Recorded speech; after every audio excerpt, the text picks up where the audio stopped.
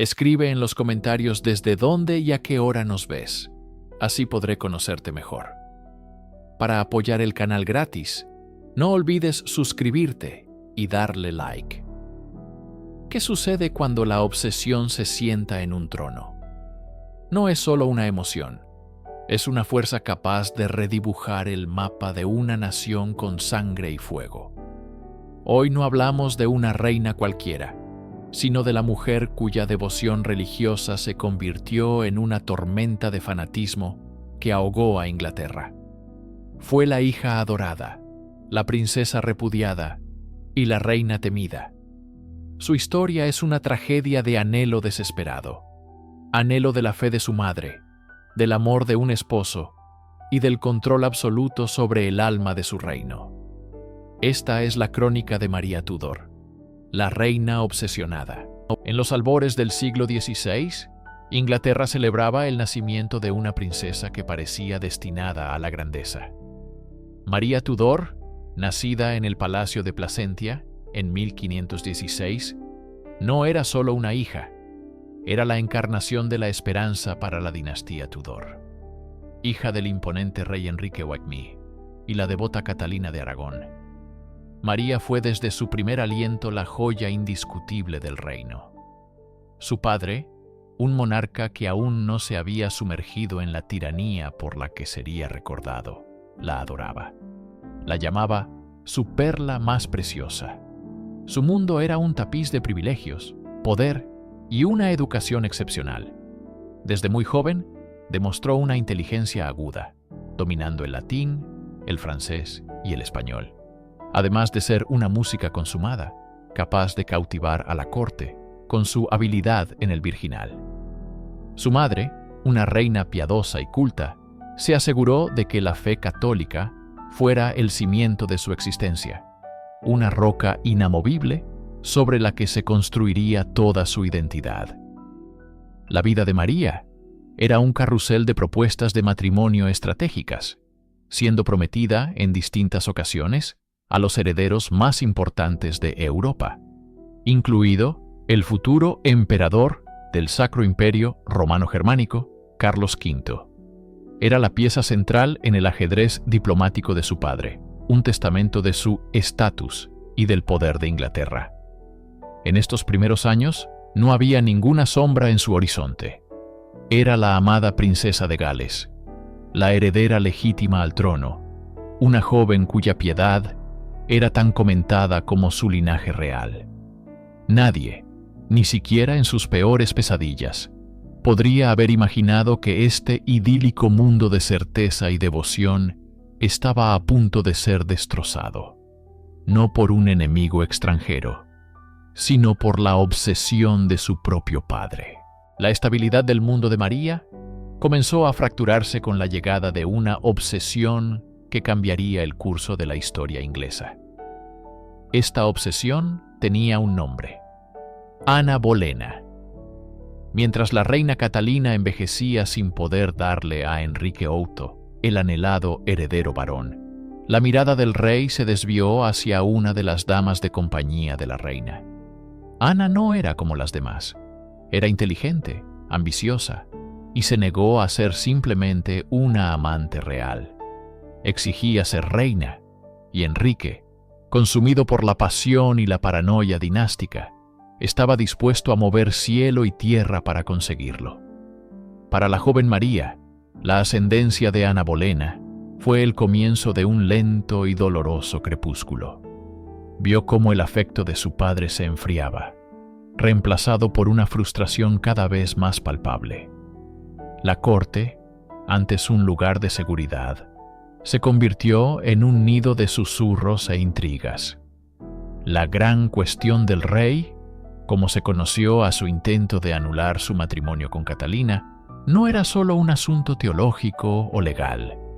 Era un ataque directo al honor de su madre y, por extensión, a su propia legitimidad. La sombra de Ana Bolena se cernía sobre cada aspecto de su vida.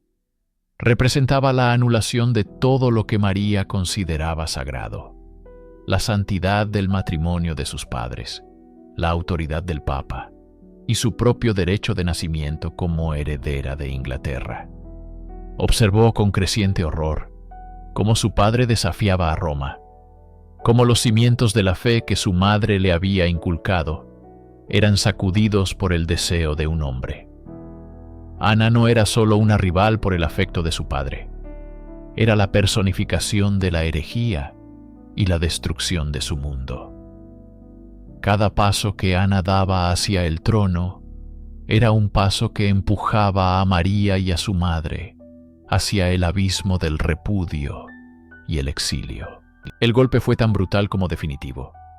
Con el ascenso de Thomas Cromwell y la ruptura con Roma, el mundo de María se hizo añicos. En 1533, el matrimonio de sus padres, que había durado más de 20 años, fue declarado nulo y sin efecto. De un plumazo, la joya de la corona fue despojada de su título y su futuro. Ya no era la princesa María, heredera al trono de Inglaterra. Ahora era, a los ojos de la nueva ley, la Lady María, la hija bastarda de un matrimonio ilegal. La humillación fue profunda y sistemática. Fue separada a la fuerza de su madre, Catalina de Aragón, un acto de crueldad calculado para quebrar la voluntad de ambas. Nunca volvería a verla. Su casa fue disuelta, sus sirvientes despedidos, y fue enviada a servir como dama de compañía de su medio hermana recién nacida, la princesa Isabel, hija de la mujer que había destruido su vida, la ahora reina Ana. Esta degradación fue una tortura psicológica. Se le exigió que reconociera la supremacía del rey sobre la Iglesia y que aceptara su propia ilegitimidad. María, imbuida de la fe férrea de su madre y una obstinación puramente Tudor, se negó rotundamente. Para ella, ceder no era solo una cuestión política, sino una condena eterna de su alma y una traición a la memoria de su madre. Esta negativa la puso en un peligro mortal. Vivía bajo la amenaza constante de la ira de su padre y la hostilidad de la facción de los Bolena. Cada día era una prueba de resistencia, una batalla silenciosa librada en los pasillos de palacios, donde una vez fue la señora. Esta experiencia no la quebró, la endureció. La niña que había vivido rodeada de amor y privilegios fue reemplazada por una mujer forjada en la humillación y la traición, cuya identidad se aferraba con más fuerza que nunca a dos pilares: su linaje legítimo y su fe católica. El exilio de María no fue en tierras lejanas, sino en el corazón mismo del reino que una vez estuvo destinada a gobernar. Aislada, humillada y bajo constante vigilancia, sus años de adolescencia se convirtieron en un crisol donde su fe pasó de ser una devoción heredada a un arma de resistencia. Privada del consuelo de su madre y del favor de su padre, María encontró refugio en el único santuario que no podían arrebatarle: su conciencia religiosa. La práctica de la fe católica, ahora proscrita y peligrosa, se convirtió en su principal acto de desafío. Celebrar la misa en secreto, rezar el rosario y mantener correspondencia con el embajador imperial, Eustace Chapuis, eran actos de rebelión que la mantenían conectada con su identidad y con la Europa católica que veía a su padre como un hereje. Su fe se entrelazó inseparablemente con su causa política. Restaurar el catolicismo en Inglaterra no era simplemente una misión piadosa. Significaba validar el matrimonio de su madre, restaurar su propio honor y reclamar su legítimo lugar en la línea de sucesión. Cada oración era una afirmación de su legitimidad contra el nuevo orden de su padre. Este período de aislamiento forjó en ella una rigidez inflexible. El mundo se dividió en absolutos: el bien contra el mal, la fe verdadera contra la herejía, los leales contra los traidores. La flexibilidad y el compromiso, cualidades esenciales para un monarca, fueron quemadas en el fuego de su sufrimiento. Vio de primera mano la caída de Ana Bolena, ejecutada por orden de su propio padre.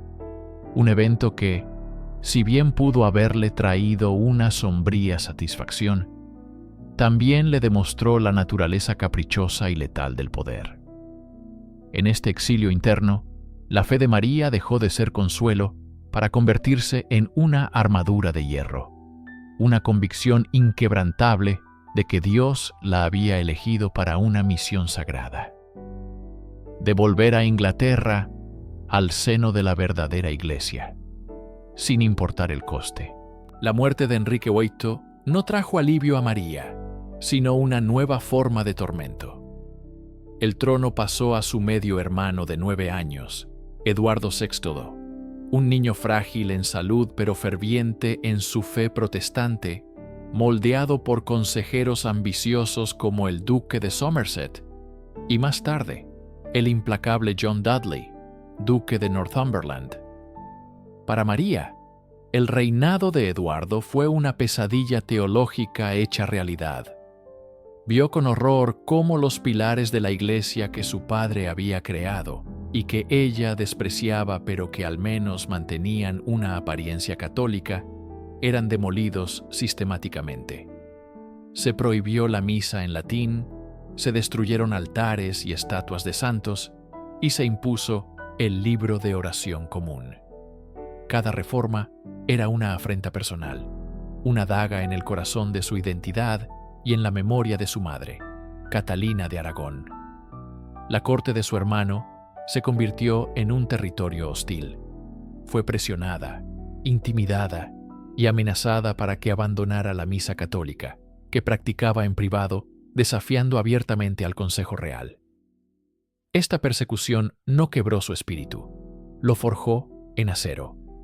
Su negativa a someterse se convirtió en su única forma de poder, su única rebelión. En su aislamiento, su fe se transformó en una obsesión inquebrantable. Creía que Dios la estaba poniendo a prueba, preparándola para una misión sagrada. Cada humillación, cada amenaza, reforzaba su convicción de que solo ella podía salvar el alma de Inglaterra del fuego de la herejía. El joven rey Eduardo, cada vez más enfermo, la veía no solo como una hermana desleal, sino como un peligro existencial para el futuro protestante de la nación. Una sombra católica que debía ser extinguida antes de que pudiera reclamar la corona. En el verano de 1553, la salud de Eduardo VI colapsó. En su lecho de muerte, convencido por el duque de Northumberland de que María destruiría su legado protestante, el joven rey cometió un acto desesperado. Redactó un Nuevo Testamento que desheredaba a sus 2 medias hermanas, María e Isabel, y nombraba como sucesora a su prima, Lady Jane Grey, recién casada con el hijo de Northumberland. Era un golpe de estado en toda regla. Cuando Eduardo murió, Northumberland actuó con rapidez, ocultando la noticia y proclamando a la aterrorizada Jane como reina de Inglaterra. María, advertida del complot, se enfrentó a la decisión más crítica de su vida. Rendirse significaba la prisión o la muerte, y el fin de la fe católica en su país. Huir a Flandes era una opción segura, pero una abdicación de su derecho divino. En un acto de audacia que sorprendió a todos, eligió luchar. Huyó al este de Anglia, una región con fuertes simpatías católicas, y desde el castillo de Framlingham levantó su estandarte. Envió cartas a todo el reino, declarándose la legítima heredera y llamando a sus súbditos a las armas. La respuesta fue abrumadora. El pueblo inglés, a pesar de las divisiones religiosas, sentía un profundo respeto por la línea de sucesión legítima de los Tudor.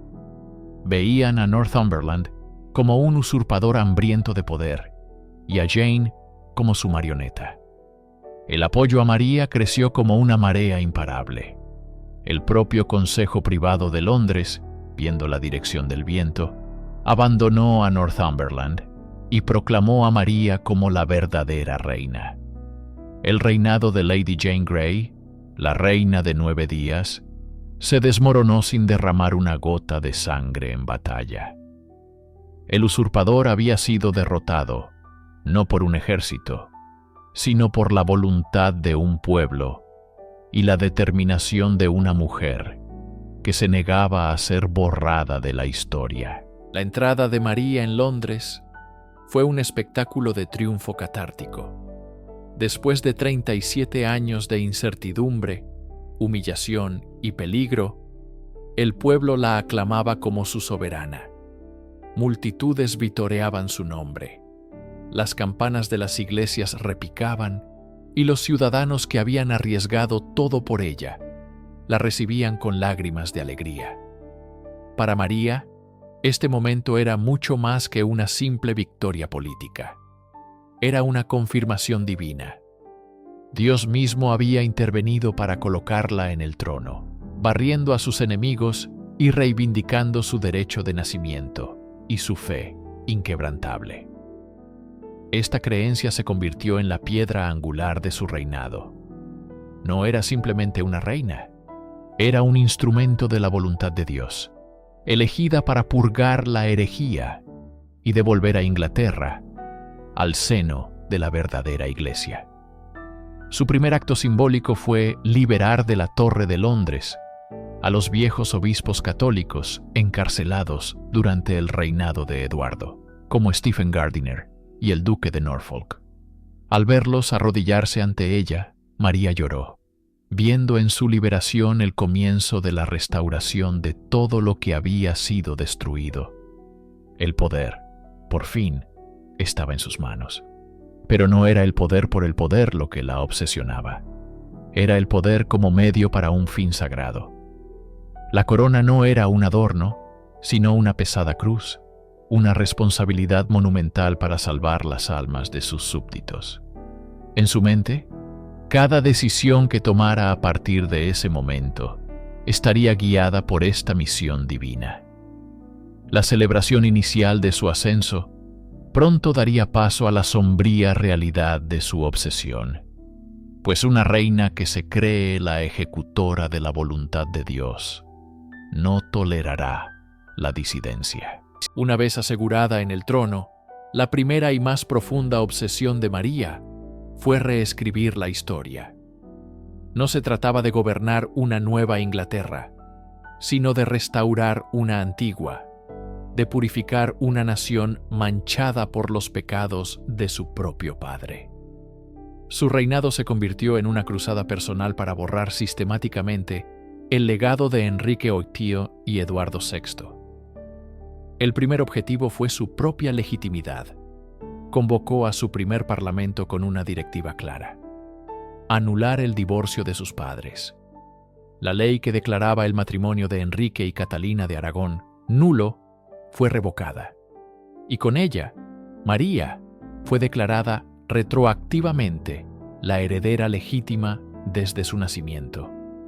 El estigma de la bastardía que la había atormentado toda su vida fue oficialmente borrado de los registros legales del reino. Este acto fue profundamente personal, una reivindicación del honor de su madre y de su propia identidad. A continuación, atacó el corazón de la Reforma inglesa, la supremacía real sobre la Iglesia. Con una determinación férrea, impulsó la derogación del Acta de Supremacía. Inglaterra ya no estaría gobernada espiritualmente por su monarca, sino que volvería a someterse a la autoridad del Papa en Roma. Los obispos protestantes fueron depuestos y reemplazados por católicos leales. Las misas en latín fueron restauradas, y los sacerdotes casados fueron obligados a abandonar a sus familias. María estaba deshaciendo, pieza por pieza, 2 décadas de cambios religiosos. Para ella, esto no era tiranía, era una restauración piadosa, una corrección del curso de la historia. Creía que estaba sanando las heridas de su reino, pero para miles de sus súbditos que habían nacido y crecido bajo la nueva fe, su obsesión por el pasado era una declaración de guerra contra su presente y su futuro. Una vez en el trono, la obsesión de María por restaurar la fe católica se entrelazó con una necesidad personal y política aún más profunda: un heredero. A sus 37 años, soltera y marcada por décadas de incertidumbre, María veía el matrimonio no solo como un deber dinástico, sino como una validación divina y personal. Su corazón y su política se fijaron en un solo hombre: su sobrino segundo, el príncipe Felipe de España, hijo del emperador Carlos V. Para María, esta unión era un sueño hecho realidad.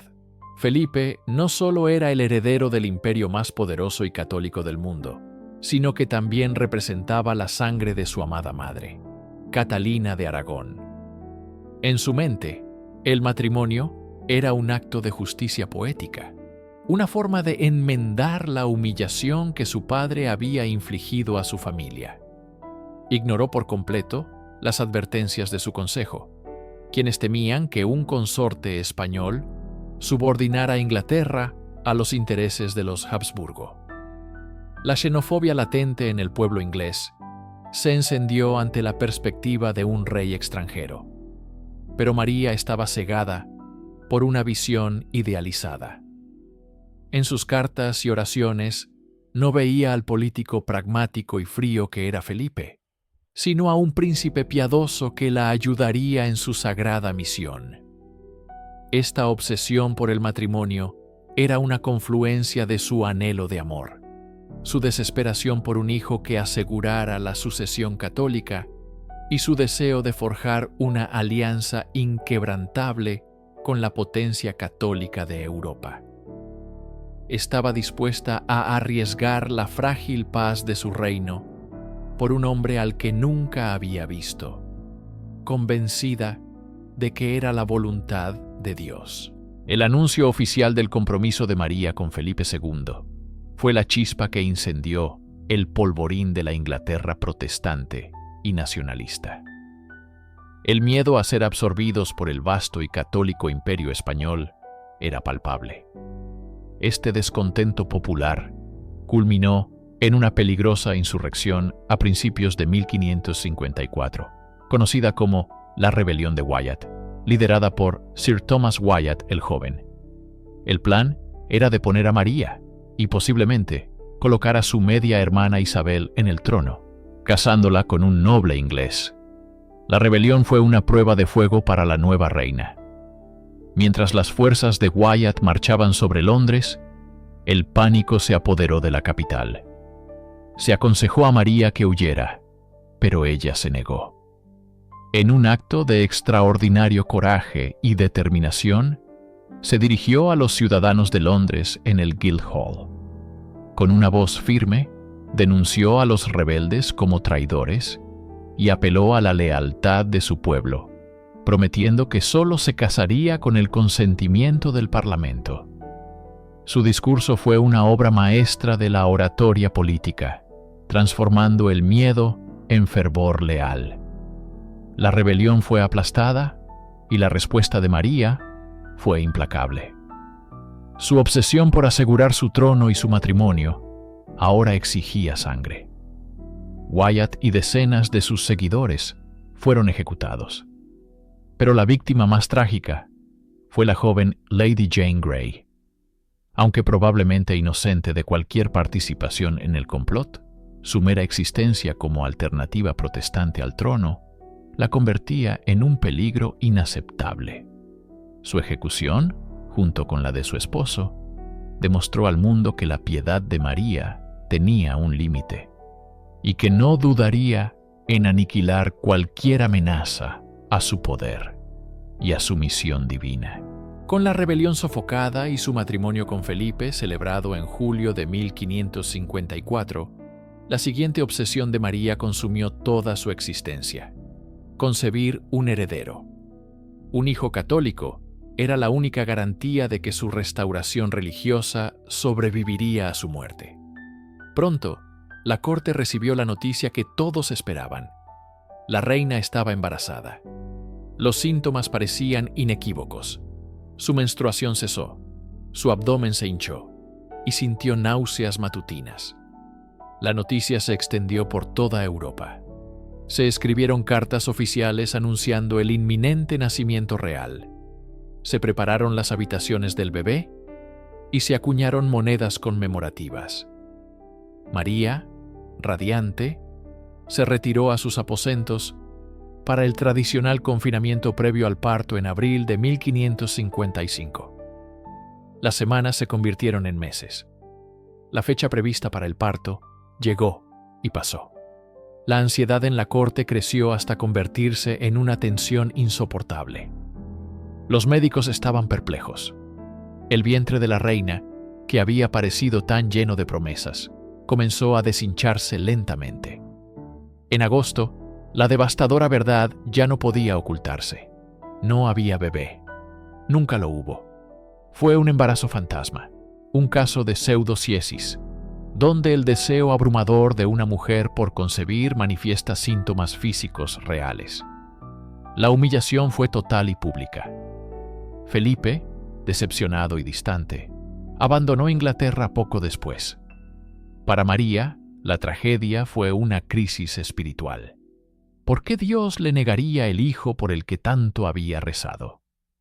Su mente, atormentada por la duda y el dolor, llegó a una conclusión aterradora.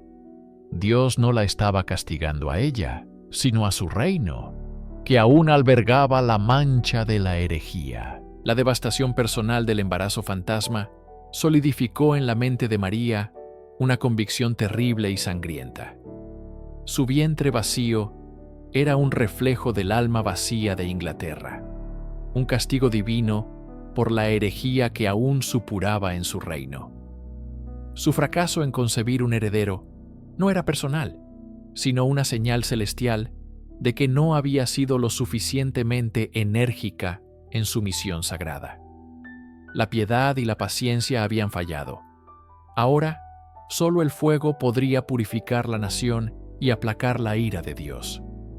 Con una determinación forjada en la humillación y el fervor religioso, María y su gobierno resucitaron las antiguas leyes medievales contra la herejía.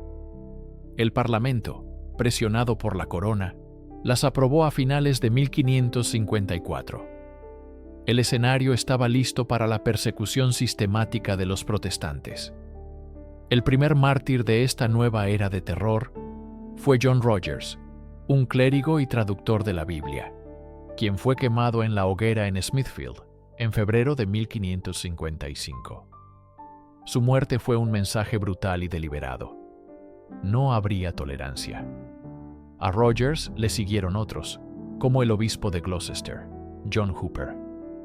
Las ejecuciones se convirtieron en espectáculos públicos diseñados para aterrorizar a la población y forzarla a regresar al catolicismo.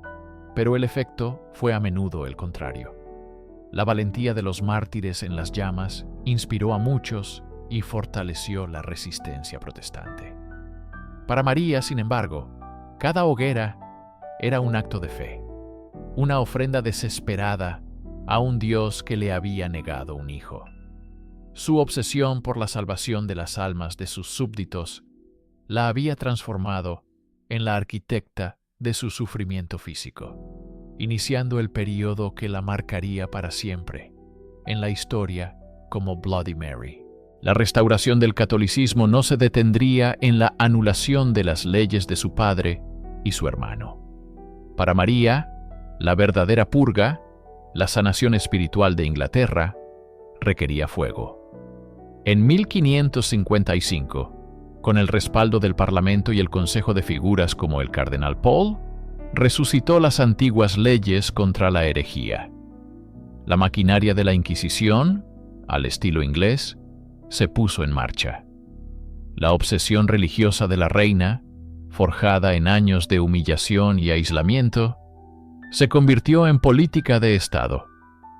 No veía sus acciones como crueldad, sino como una cirugía divina necesaria para salvar el alma inmortal de su reino. Creía fervientemente que cada hereje que ardía en la hoguera era un alma arrancada de las garras de la condenación eterna, un paso más hacia la redención de Inglaterra ante los ojos de Dios.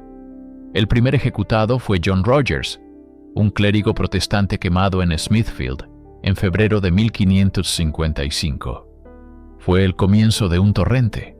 Obispos, eruditos, artesanos, granjeros e incluso mujeres y niños fueron arrastrados ante los tribunales eclesiásticos. La negativa a aceptar la transubstanciación era una sentencia de muerte.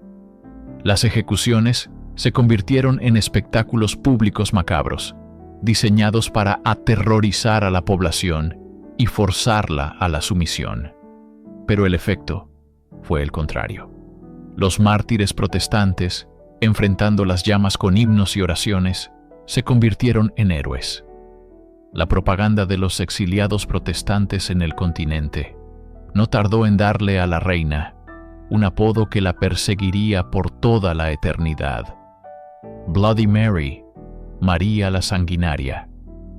La mujer que ascendió al trono con el amor de su pueblo se estaba transformando, a través del humo de las piras, en un monstruo a sus ojos. Mientras las llamas consumían a los herejes, el corazón de la reina se congelaba en la soledad. Su matrimonio con Felipe de España, la piedra angular de su plan para una Inglaterra católica y una dinastía duradera, se desmoronaba en la indiferencia. María, una mujer que había esperado el amor toda su vida, se entregó a su marido con una devoción casi servil. Pero para Felipe, el enlace era puramente político. Era 11 años más joven, encontraba a su esposa poco atractiva y a la corte inglesa, sombría y hostil. Su verdadero interés no estaba en el lecho real, sino en el poder y los recursos que Inglaterra podía ofrecer a su vasto imperio. Pasó el tiempo mínimo necesario en el país, mostrando un desinterés apenas disimulado por los asuntos internos y por la propia reina. La obsesión de María por el amor se convirtió en una fuente de tormento constante. Le escribía cartas apasionadas y desesperadas, que a menudo quedaban sin respuesta o recibían contestaciones frías y protocolarias. En agosto de 1555, alegando asuntos urgentes en el continente, Felipe abandonó Inglaterra. Para María, fue una humillación devastadora, tanto personal como política. Dejó atrás a una reina consumida por la ansiedad, cuyo poder absoluto sobre la vida y la muerte de sus súbditos no podía obligar a un hombre a amarla. El trono de Inglaterra se sentía inmenso y frío, pero nada comparado con la gélida extensión de su cama vacía. Cada noche, la ausencia de Felipe era un recordatorio brutal de sus fracasos, como esposa, como mujer, y temía a ella como reina elegida por Dios. Su soledad era un abismo que ni el poder ni la fe podían llenar. La ausencia de Felipe agudizó la obsesión más desesperada de María: concebir un heredero.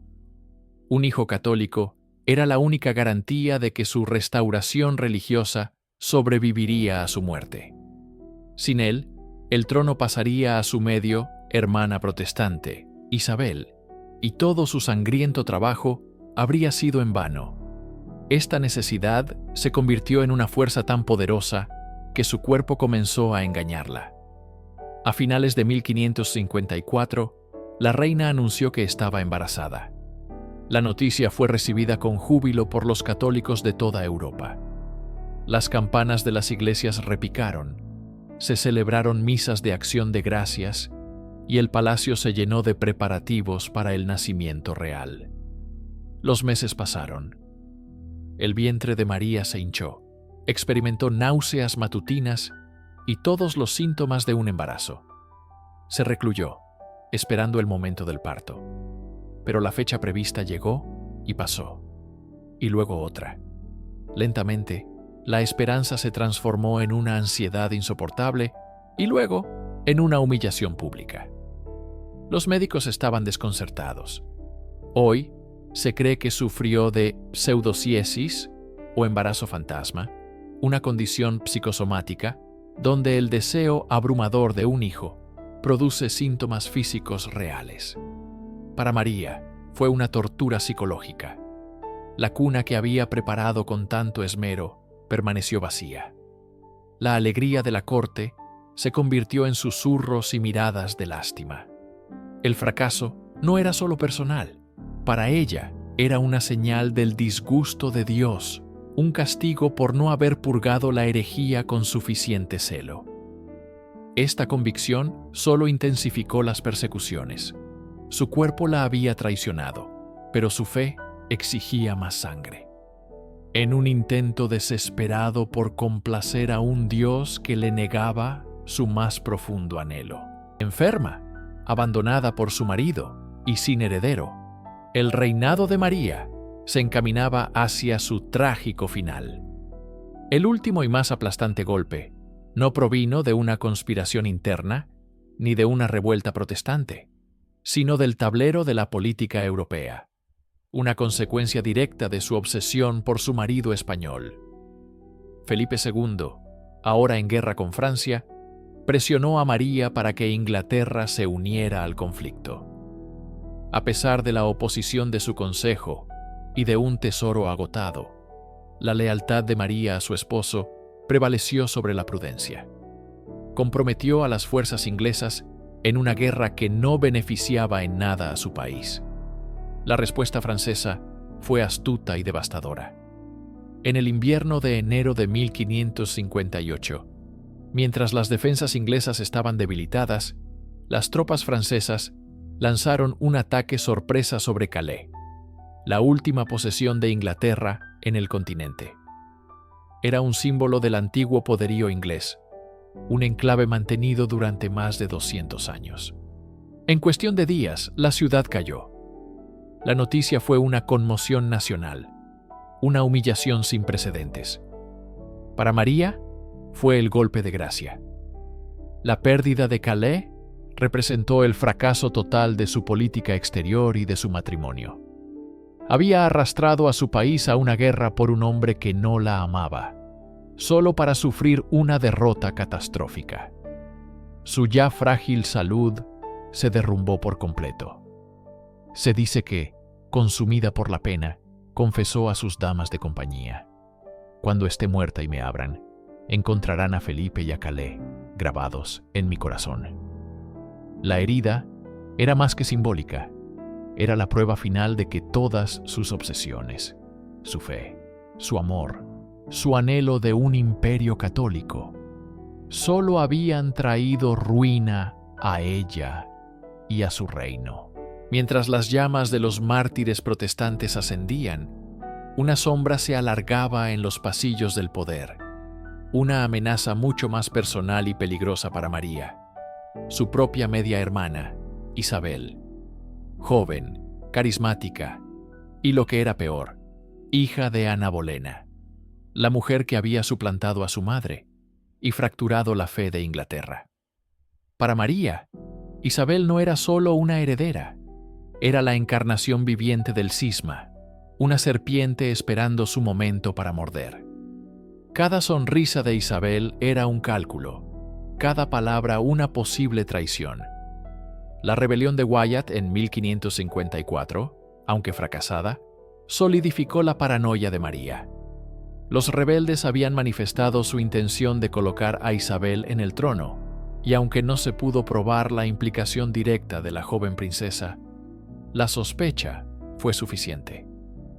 Isabel fue arrestada y confinada en la Torre de Londres, el mismo lugar donde su madre había perdido la cabeza. María se enfrentaba a un dilema tortuoso. Su consejo, liderado por el embajador imperial, la instaba a ejecutar a Isabel para eliminar la amenaza de una vez por todas. Era el movimiento lógico, el que un rey como su padre no habría dudado en hacer. Pero María vaciló. ¿Era la sangre, el último vestigio de familia que le quedaba, lo que la detenía? ¿O era una astuta comprensión de que convertir a Isabel en mártir podría encender una guerra civil que no podía ganar. Al final, Isabel fue liberada de la torre pero mantenida bajo un estricto arresto domiciliario. Sobrevivió, jugando un juego magistral de sumisión y prudencia, mientras la obsesión de María crecía. La reina veía en su hermana no solo una rival política, sino el símbolo de un futuro protestante que ella estaba quemando el presente para evitar. El fracaso de su segundo embarazo fantasma en 1558 fue el golpe de gracia para la ya frágil psique de María. La esperanza de un heredero católico, la validación divina que tanto anhelaba, se desvaneció en una humillación pública y personal. Su esposo, Felipe, la había abandonado hacía tiempo, más interesado en las guerras de España en el continente que en su envejecida y enferma esposa. El golpe final llegó con la noticia de la pérdida de Calais, el último bastión inglés en Francia, un territorio mantenido durante más de 200 años. La humillación fue nacional y María la sintió como una herida mortal en su propio cuerpo. Cuando muera y me abran, se dice que lamentó, encontrarán a Calais grabado en mi corazón. Aislada, sin hijos, sin el amor de su marido, y viendo cómo sus victorias se convertían en cenizas, la paranoia de la reina se convirtió en un monstruo devorador. La corte, que una vez celebró su ascenso, se transformó en un nido de susurros y miradas furtivas. María veía traidores en cada sombra. Confiaba en un círculo cada vez más reducido de consejeros católicos intransigentes, quienes alimentaban sus miedos para afianzar su propio poder. Su salud se deterioraba a ojos vistas, afectada por lo que los historiadores creen que fue un cáncer de útero o un trastorno pituitario. Sufría de dolores constantes, fiebres y depresión. Su obsesión religiosa se intensificó, volviéndose más punitiva que piadosa. Las hogueras ardían con más frecuencia, como si el humo pudiera purificar el aire de la traición y el fracaso que la asfixiaban. Se había convertido en una prisionera en su propio palacio, una reina en guerra no solo con los herejes, sino con su propio cuerpo, su mente y el espectro de su inminente fracaso. En el crepúsculo de su vida, María Tudor debió enfrentarse a la más terrible de las revelaciones. Su cruzada divina estaba fracasando. Su obsesión, el pilar sobre el que había construido todo su reinado, se desmoronaba. A pesar de los casi 300 hombres, mujeres y niños quemados en la hoguera, el protestantismo no había sido erradicado. Al contrario, se había fortalecido en el crisol del sufrimiento. Cada ejecución creaba un mártir, y las historias de su valentía frente a las llamas, difundidas en panfletos secretos, inspiraban a más conversos de los que el miedo lograba disuadir. El libro de los mártires de John Foxe, aunque publicado más tarde, comenzó a gestarse en este clima de resistencia, cimentando para siempre la imagen de un reinado de tiranía sangrienta. Para una mujer cuya identidad estaba inextricablemente ligada a su fe y a su papel como defensora del catolicismo, esta resistencia era incomprensible. Debió sentirse como una traición, no solo de su pueblo, sino del propio Dios. ¿Por qué, después de tanta devoción, de tanta sangre derramada en su nombre, no le concedía la victoria? ¿Por qué no le daba un hijo para asegurar su legado? Esta crisis espiritual debió ser su tormento final. El silencio de Dios era más ensordecedor que los gritos de los herejes. Su fe, que había sido su armadura desde la infancia, ahora parecía una jaula. La certeza absoluta que la había impulsado a tomar decisiones tan drásticas comenzó a vacilar, reemplazada por una amarga desesperación. El sol se ponía sobre su reinado, y con él la luz de su fe inquebrantable. Se encontraba sola, enferma, y rodeada por el fracaso de su misión sagrada. Una reina que había sacrificado la humanidad en el altar de una divinidad que ahora parecía haberla abandonado a su suerte. El 17 de noviembre de 1558, mientras una fría lluvia otoñal caía sobre Londres, María Tudor exhaló su último aliento. Murió a los 42 años, aferrada hasta el final a la creencia de que había sido la sierva de Dios, la salvadora de la fe. En su testamento, aún pedía oraciones por el alma de su padre y expresaba la esperanza de que su imaginario hijo la sucediera. La realidad, sin embargo, fue implacable. A regañadientes, y solo bajo una inmensa presión, había nombrado a Isabel como su heredera. En el momento en que la noticia de su muerte se extendió, las campanas de las iglesias de Londres no tocaron a duelo, sino que repicaron con alegría. La gente salió a las calles a celebrar, no la vida de la reina fallecida, sino el advenimiento de la nueva. El legado de María fue escrito casi instantáneamente por sus enemigos. El apodo que la inmortalizaría, Bloody Mary, se convirtió en su epitafio. Su intento de restaurar el catolicismo por la fuerza resultó ser un desastre estratégico. Las persecuciones crearon una aversión tan profunda hacia el catolicismo en la conciencia inglesa que, irónicamente, aseguró el triunfo del protestantismo bajo el largo y exitoso reinado de Isabel I. La historia la condenó como una tirana estéril, una fanática religiosa cegada por el odio. Se olvidaron sus logros, como la reforma fiscal y la reorganización de la Marina. Su tragedia fue la de una mujer con convicciones de acero en una era de cambio fluido. Su obsesión por purificar su reino la consumió, y el fuego que encendió para quemar a los herejes acabó por forjar la identidad protestante de Inglaterra y reducir su propio legado a cenizas. María Tudor, la primera reina de Inglaterra por derecho propio, pasó a la historia no como la monarca que fue, sino como el monstruo que sus sucesores necesitaron que fuera.